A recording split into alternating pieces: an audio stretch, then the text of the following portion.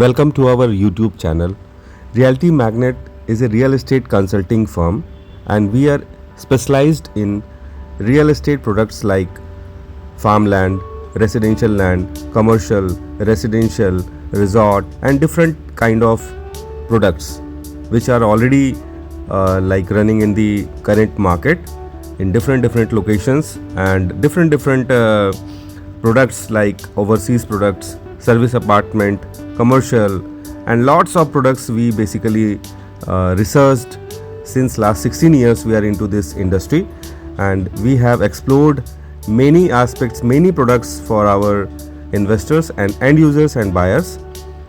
तो आइए चलते हैं, आज हम आपको कुछ नई चीज़ों के बारे में बताने वाले हैं। इस इंडस्ट्री में किस प्रकार से आप लैंड में इन्वेस्टमेंट करके एक अच्छा रिटर्न कमा सकते हैं और दिल्ली एनसीआर या उसके आसपास रहने वालों के लिए एक बहुत अच्छा अपॉर्चुनिटी आया है हमारे पास, जो मैं आपको इस वीडियो के द्वारा बताना चाहता हूं। तो इस वीडियो में बने रहिए और आगे देखिए कि इसमें आप क्या क्या आपके पास अपॉर्चुनिटीज़ हैं इन्वेस्टमेंट करने के। आज से लगभग 15 साल पहले रियल एस्टेट इंडस्ट्री एक ऐसी इंडस्ट्री होती थी जहां पे रियल एस्टेट में इन्वेस्टमेंट करना एक रिस्क फैक्टर माना जाता था, क्योंकि उस समय रियल एस्टेट रेगुलेटरी अथॉरिटी कोई बॉडी नहीं होती थी, जिसके वजह से बिल्डर्स अपनी मनमानी करते थे और लोगों के पैसे इन्वेस्टमेंट करा के अपने प्रोजेक्ट्स को कहीं ना कहीं और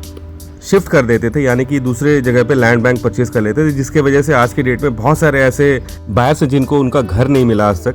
EMI पे कर रहे हैं वो और अपने घर को बनता हुआ देख रहे हैं, लेकिन वो अभी तक कंप्लीट नहीं हुआ है। पिछले 15 साल से वैसे का वैसे ही पड़ा हुआ है कंक्रीट का जंगल,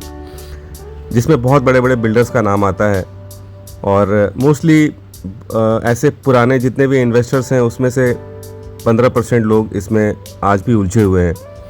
बट आज का रियल एस्टेट बिल्कुल ही बदल चुका है। अब real estate regulatory authority body already आ चुकी है, बहुत साल हो चुका है, कई सारे प्रैक्टिसेस भी हो चुके हैं, कई सारे बिल्डर्स के प्रोजेक्ट्स ऑलरेडी रनिंग है और धीरे धीरे मार्केट में प्राइसेस एप्रिसिएशन काफ़ी हाई हो चुका है, स्पेशली इन दिल्ली एनसीआर और जितने भी मेट्रोपॉलिटन सिटीज़ है हर जगह एप्रिसिएशन वैल्यू बहुत तेज़ हो चुकी है, प्राइसेस बहुत हाइक हो चुका है, यानी कि ऐसा लगता है कि कहीं मार्केट क्रैश ना हो जाए। अभी भी मार्केट में कुछ ऐसे प्रोडक्ट्स हैं जहाँ पे लोगों ने अपने लिए ऑब्वियसली फर्स्ट अपना इन्वेस्टमेंट किया है, जैसे रेसिडेंशियल या कमर्शियल, उसके बाद उनके पास ऑप्शन क्या रह जाता है, लैंड में इन्वेस्टमेंट करना। हालांकि लैंड में इन्वेस्टमेंट करना इतना इजी नहीं है, क्योंकि लैंड बैंक जहाँ पे भी अवेलेबल है, जो भी आपके पास ऑप्शंस हैं जो आपको लगता है कि लीगल है, ऑथराइज्ड है, दैट इज़ वेरी कॉस्टली।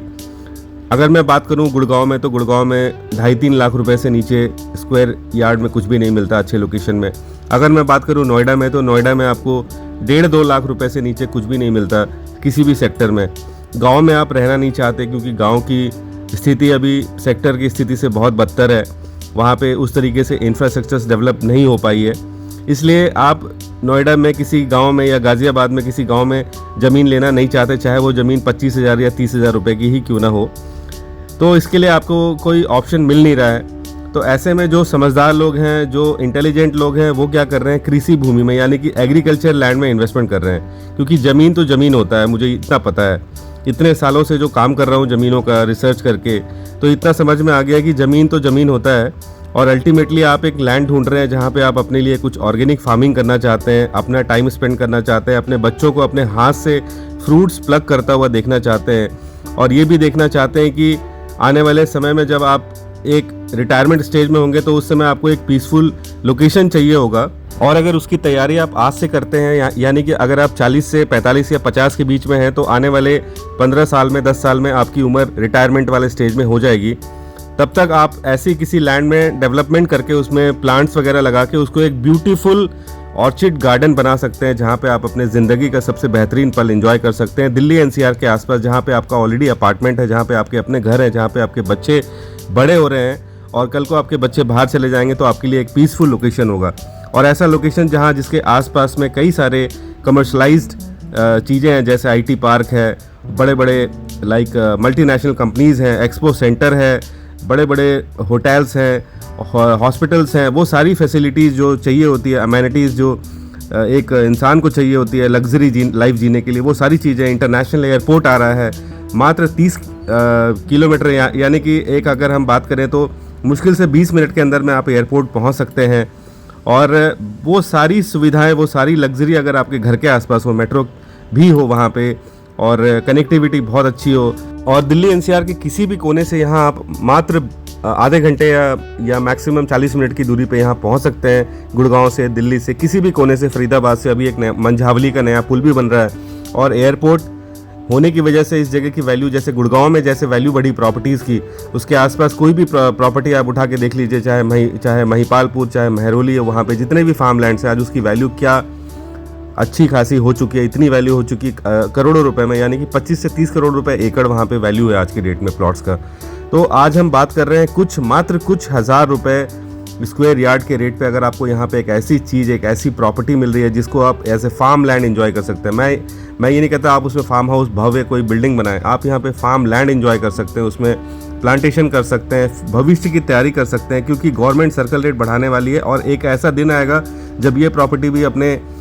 हाथ से बहुत दूर निकल चुकी होगी, लाखों रुपए की वैल्यू होगी। और अगर आज आपने फैसला ले लिया तो आप आने वाले टाइम के लिए अपना एक फ्यूचर सिक्योर कर लेंगे, और दिल्ली एनसीआर के आसपास आपकी अपनी खुद की एक फार्म लैंड प्रॉपर्टी होगी जिसका फ़ायदा आपको ज़िंदगी भर आपको और आपके बच्चों को मिलने वाला है। तो एक बहुत अच्छा अपॉर्चुनिटी है। और मेरा ये मानना है कि अगर आपने ऐसा कुछ सोचा है लैंड लेने के बारे में, तो इमीडिएट एक्शन लें, कहीं भी इन्वेस्ट कर दें, क्योंकि रेट्स हर जगह बढ़ रहा है। आप अगर इन्वेस्टमेंट करेंगे तभी आपको फ़ायदा होगा। कि एक बड़ा सिंपल सा लॉजिक है, आप कोई भी प्रॉपर्टी जब देखने जाते हैं, साइट विजिट करते हैं, तो उस समय शायद बहुत सारे ऐसे पॉइंट्स होते होंगे जिसकी वजह से आप वहाँ पे इन्वेस्टमेंट नहीं कर पाते या नहीं करना चाहते, या तो प्राइस, या तो फिर डिस्टेंस, या लीगैलिटी, बहुत सारी चीज़ें होती है, या लोकेलिटी, या आपको लोग पसंद नहीं आते जो बेसिकली इन्वेस्टमेंट करा रहे हैं। बट जहाँ पे आपको ऐसा लगे, कुछ 2-3 पॉइंट्स होते हैं, लैंड की टाइटल अच्छी है, लोकेलिटी अच्छी है, लोग भी ठीक ठाक हैं, प्रोफाइल अच्छा है, तो मेरे ख्याल से इन्वेस्टमेंट आपके पॉकेट को अलाउ करे तो ज़रूर करना चाहिए, क्योंकि वही इन्वेस्टमेंट आपको रिटर्न देगा। और जब भी आपको एग्ज़िट करने का मन हो तो आप उसमें एग्ज़िट कर सकते हैं, लेकिन डेफिनेटली एग्ज़िट करते वक्त आपको डेफिनेटली कुछ ना कुछ फ़ायदा होगा। तो आपका जो टाइम है वो आपका टाइम सही जगह पे यूटिलाइज़ हो जाएगा, और रियल एस्टेट का यही फंडा है। और मैं अपने सारे यूज़र्स को, अपने सारे सब्सक्राइबर्स को यही बताना चाहूँगा कि वाइज डिसीज़न लें और क्विक डिसीज़न लें, बहुत ज़्यादा टाइम वेस्ट ना करें, क्योंकि आज की डेट में ज़मीनों की कीमत बहुत तेज़ी से बढ़ रही है। आप अगर कंपेयर करें तो आजकल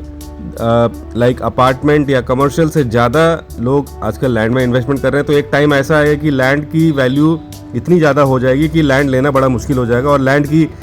जो